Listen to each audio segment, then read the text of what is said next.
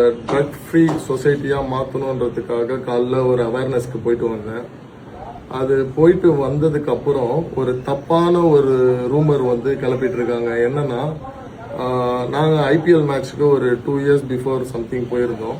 பாப்பா பிறந்து கொஞ்ச நாள் கழிச்சு, அது ஒரு 2 years பிஃபோர் இருக்கும், டேட் கூட தெரியல. அந்த டைம்ல ஃபேமிலியோட எல்லாரும், ஃபேமிலி ஃப்ரெண்ட்ஸ் எல்லாருமே போயிருந்தோம். அந்த டைம்ல வந்து என்னன்னா, ஒய்ஃப் வந்து இந்த மாதிரி ஒரு பாப்பா வந்து டேப்லெட் முழுங்க மாட்டா, அதை துப்பிடுறா அப்படின்றதுக்காக ஒரு டேப்லெட்டை வந்து அதை க்ரஷ் பண்ணி அதை இதுக்கு தண்ணியில கலந்து அதை பாப்பாவுக்கு கொடுக்கணுன்றதுக்காக ஒரு டேப்லெட்டை க்ரஷ் பண்ணி அதை கொடுக்குறோம். ஐபிஎல் மேட்ச் ஸ்டேடியம்ல அவ்வளோ கூட்டம், அவ்வளோ கும்பல், அவ்வளோ போலீஸ் ப்ரொடெக்ஷன், அவ்வளோ பேர் என் பேக்ல ஃப்ரண்ட்ல எல்லாருமே இருக்கிறாங்க. அந்த இருக்கிற டைம்ல பாப்பாவுக்கு ஃபீட் பண்றதுக்கு எங்க வீட்டுல இருந்து கிளம்பி போகும்போது அதை நம்ம க்ரஷ் பண்ணிட்டு இருக்கோம். அதை வந்து க்ரஷ் பண்ற டைம் அதை எடுத்து இப்போ ட்ரக்னு சொல்லிட்டு தப்பான ஒரு வீடியோ வந்து வைரல் பண்ணிட்டு இருக்காங்க.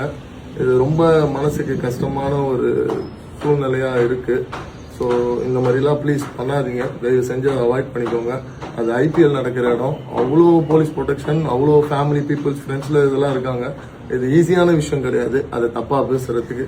அதையும் வந்து தப்பா போட்டுட்டு இருக்காங்க. ஸோ இல்லை என்னாச்சுன்னா, அன்னைக்கு ஐபிஎல் நாங்களாம் தான் போயிருந்தோம். ஸோ குழந்தைக்கு அப்போ வந்து 1.5 years இருக்கும். அப்போது நான் அவளுக்கு ஃபீட் பண்ணிட்டு இருந்தேன். ஸோ அன்றைக்கி வந்து என்னாச்சுன்னா, அவளுக்கு கொஞ்சம் முடியல. அதனால அது பிஃபோர் ஃபீடிங் இல்லை பிஃபோர் ஃபுட் வந்து அவளுக்கு அந்த டேப்லெட் வந்து க்ரஷ் பண்ணி கொடுக்க சொல்லியிருந்தார் டாக்டர். ஸோ அந்த டேப்லெட் வந்து நான் தான் இவரை க்ரஷ் பண்ணி கொடுக்க சொன்னேன். அந்த டைமில் சொன்ன மாதிரி அவ்வளோ ஃபுல் ப்ரொடெக்ஷன், அவ்வளோ போலீஸ் வந்து அந்த இடத்துல இருக்கிறப்போ எந்த ஒரு விஷயமும் உள்ளே போக முடியாது. அண்ட் குழந்தைய வச்சுட்டு அது பண்ணுவோம். பட்டில் இழைத்த பாரம்பரியம் விவாகா தெய்வீக பட்டு கலெக்ஷன்ஸ், உங்கள் சென்னை சில்க்ஸில்.